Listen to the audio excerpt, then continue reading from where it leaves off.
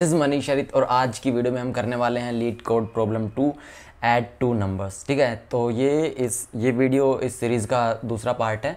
तो पहले हम जल्दी से एक बार क्वेश्चन समझ लेते हैं और उसके बाद क्वेश्चन को सोल्व करने की कोशिश करते हैं। ठीक है, तो चलिए चलते हैं। इस क्वेश्चन के लिए अगर आपके पास लिंक लिस्ट की इन्फॉर्मेशन है तो काफ़ी हेल्पफुल होगा, क्योंकि उसी का कंसेप्ट इसके अंदर लगने वाला है। तो एक बार क्वेश्चन देख लेते हैं। क्वेश्चन क्या बोलता है, हमें दो नॉन एम्प्टी लिंक लिस्ट दिए गए हैं। ठीक है, और जो दोनों हैं नॉन नेगेटिव इंटीजर्स हैं। ठीक है, तो उन दोनों को रिवर्स में स्टोर करा गया है और हर एक नोड जो है एक एलिमेंट कंटेन करता है। हमें क्या करना है, हमें जो दोनों लिस्ट हैं उनको ऐड करना है और जो एक नई लिस्ट क्रिएट होगी हमें उसको प्रिंट कर देना है। हम मान के चल सकते हैं यहाँ पे जो ज़ीरो है हमें उसको एज ए नंबर ट्रीट करेंगे। ठीक है, और जो लास्ट में ज़ीरो होता है मतलब जो स्टार्टिंग में होता है हम उस वाले को इग्नोर करेंगे, उसको कोई वैल्यू नहीं देंगे। ठीक है, तो यहाँ पे एक एग्जांपल लिखा है मैंने, उसको देख लेते हैं एक बार। ये अपनी पहली लिस्ट है 2 4 3 और ये अपनी दूसरी लिस्ट है 5 6 4।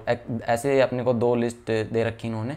तो सबसे पहले क्या करना है, हमें जो ये लिस्ट है ना ये रिवर्स ऑर्डर में स्टोर है। ठीक है, तो सबसे पहले हम इसको रिवर्स कर लेते हैं एक्चुअल ऑर्डर में लाने के लिए। ठीक है, तो ये क्या बनेगा अपने पास 3 4 2, जैसे कि यहाँ पे 3 4 2, ये वाला हो जाएगा 4 5 6। अब हमें इनको ऐड कराना है, तो ऐड होके जो अपना आंसर आएगा वो होएगा 708। ये अपना करेक्ट आंसर है। अब हमारे पास इसको करने के लिए मल्टीपल मेथड्स हैं। देखो सबसे पहला यही एक चैलेंज है, इसको हम रिवर्स करा रहे हैं और रिवर्स कराने के बाद ऐड करा रहे हैं। ठीक है, हमें सम कराना है, हम डायरेक्ट भी करा सकते हैं पर उसमें कैरी का एक इशू आएगा, वो बात करेंगे अभी। तो क्वेश्चन के अकॉर्डिंग क्या है, इसको हम रिवर्स कराएंगे सबसे पहले और फिर उसको जो है ऐड करेंगे और जो नई लिस्ट आई है इसको हम प्रिंट कर देंगे। एक ये अप्रोच हो सकती है, लेकिन इस वाले में हमें एरे क्रिएट करने पड़ेंगी, रिवर्स करना पड़ेगा उसको, थोड़ा सा कॉम्प्लिकेटेड लगता है यहाँ पे। ठीक है, तो हम इस अप्रोच का यूज़ नहीं करेंगे। हम क्या करेंगे, हम इसको डायरेक्ट ऐड कराएंगे। डायरेक्ट ऐड कैसे कराएंगे पहले वो देख लेते हैं एक बार। तो देखो इसके अंदर ना सारा गेम कैरी का है। हम मान के चलते हैं एक बार कि ये अपनी लिस्ट, ठीक है ना, लिस्ट 1 और लिस्ट 2 ये वाली मैंने डायरेक्ट लिखी है यहाँ पे 2 4 3 5 6 4 डायरेक्ट लिखा है मैंने यहाँ पे। तो हम क्या करेंगे, हम रिवर्स नहीं कराएंगे, हम डायरेक्ट ऐड कराएंगे। 5 + 2 7। यहाँ पे अपने पास कैरी कितना है अभी के लिए, कैरी 0 है। ठीक है, अगला ऐड कराते हैं 6 + 4 10, 0 हम आंसर में लिखेंगे और 1 अपने पास कैरी हो जाएगा। और 1 कैरी है तो अपने पास अभी क्या है, अगला ऐड कराएंगे 4 + 3 कितना होगा 7 और एक कैरी है अपने पास, कैरी ऐड करेंगे 8। तो इस तरीके से हम डायरेक्ट ऐड करा सकते हैं इनको बिना रिवर्स कराए। बस हमें यहाँ पे ध्यान क्या रखना है, जो एक कैरी है ना इसको हमें अच्छे से ट्रीट करना पड़ेगा। अगर हम इसको मैनेज कर लेते हैं ना तो हम इसको डायरेक्ट ऐड करा सकते हैं, हमें जो है रिवर्स कराने की नीड नहीं है। ठीक है, तो चलते हैं अब एक बार स्टेप्स क्या होंगे हमारे कोड लिखने के, एक बार वो देख लेते हैं और उसके बाद जल्दी से हम अपने लीड कोड पे चलते हैं और सोल्व करते हैं। ठीक है, तो देखो सबसे पहले हम क्या करेंगे, हम लिस्ट नोड का एक वेरिएबल बना लेंगे जो कि अपने को एक लिस्ट देगा, इस लिस्ट को हम प्रिंट करेंगे। ठीक है, और हम एक नया वेरिएबल बना लेते हैं नोड लिस्ट का ही, और इसी वेरिएबल को उसको जो है हम असाइन कर देते हैं। ऐसा क्यों कर रहे हैं, क्योंकि जो लिंक लिस्ट होती है ना वहाँ पे हेड का कंसेप्ट होता है। हमें हेड को स्टेबल रखना है और उसके लिए हम नहीं चाहते कि वो मूव करे, वो फिक्स्ड रहना चाहिए हमारे लिए। तो इसके लिए हम ऐसा कर रहे हैं, हम एक उसको नया वेरिएबल असाइन करके यूज़ करने वाले हैं। ठीक है, ये पहली चीज़ हम करेंगे।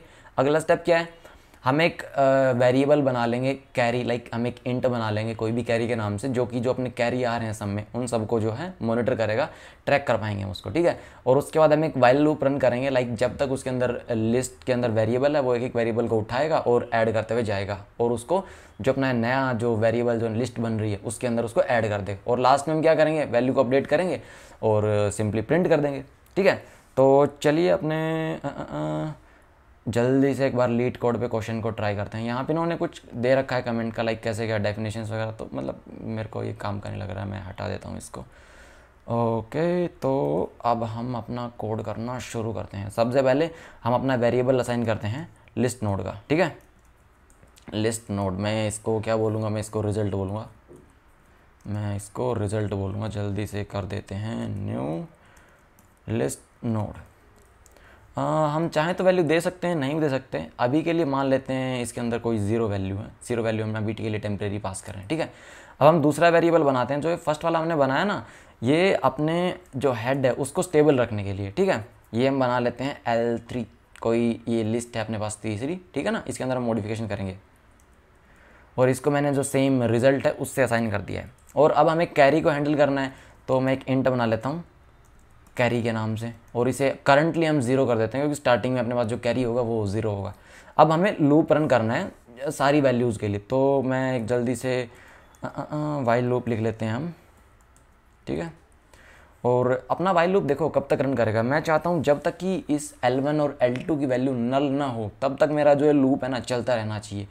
तो हम क्या लिखेंगे, if L1 is not equal to null ये हो, और सेम कंडीशन हम L2 के लिए भी लिखेंगे, L2 is not equals to null, 2 conditions के लिए हम लिखेंगे। और चलते हैं, हमें सबसे पहले देखो वो वेरिएबल चाहिए सम, जो कि हमें ऐड करना है, लाइक जो अपने को वैल्यू देगा। तो मैं बना लेता हूँ सम के नाम से, और इसके अंदर अभी के लिए क्या है, कैरी की वैल्यू है, ठीक है।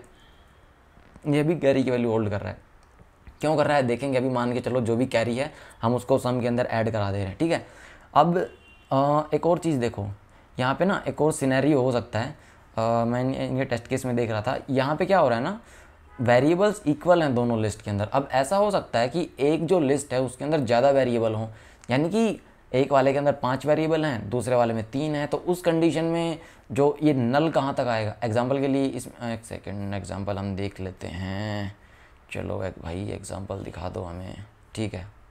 हम यहाँ पे देख लेते हैं, अभी मान लो यहाँ पे एक और वेरिएबल है कोई 8 करके, तो यहाँ पे तो 8 है और यहाँ पे अपने पास है नल। इस वाली चीज़ को ये कैसे हैंडल करेगा हमें वो भी देखना है, ठीक है। तो उसके लिए हम यहाँ पे इफ़ कंडीशन लिख लेते हैं। हम इनको ना अलग अलग ऐड कराएंगे, हम एक ही के अंदर ऐड नहीं करा रहे हैं। ये इफ़ कंडीशन इसीलिए ताकि जो नल वाली कंडीशन आ रही है ना हम उसको जस्टिफाई कर सकें, ठीक है। अगर L1 जो है is not equals to null है, तो भाई मेरे को क्या कराना है, सबसे पहले काम करते हैं, जो मेरा सम है उसके अंदर मैं चाहता हूँ ये जो वैल्यू है आप इसको अपडेट कर दो, ठीक है। मैं सम के अंदर अपनी जो L1 है, L1 की वैल्यू अपडेट कर देता हूँ। इसको हम .vl से यूज़ करते हैं क्योंकि ये लिंक लिस्ट के कंसेप्ट हैं बेसिक, ठीक है। और मेरे को क्या करना है, जो L1 है वो मेरे को आगे मूव करना है, फॉरवर्ड मूव करना है, तो हम यूज़ कर लेंगे L1 dot next, sorry next, yes, ठीक है। और अब हमें जैसे ये लॉजिक लिखा ना हमने L1 के लिए, सेम अब हम करेंगे L2 के लिए। सेम एक इफ़ कंडीशन लिख लेते हैं, L2 is not equal to null, ठीक है।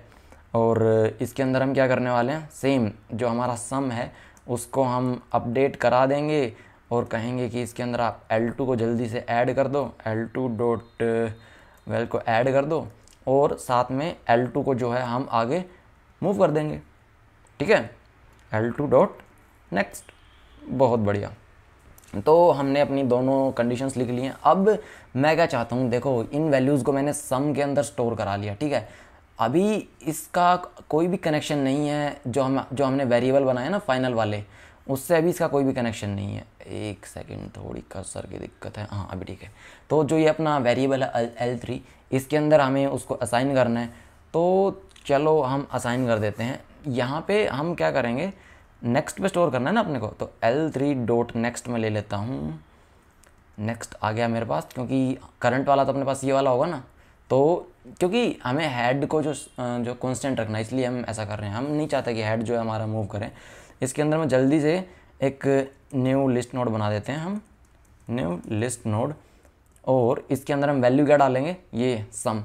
अब एक चीज़ बताओ मेरे को, यहाँ पे जैसे कि 6 और 4 है, अगर हम इनको ऐड कराते हैं 6 + 4 10 आता है, हमें यहाँ पे 10 नहीं चाहिए।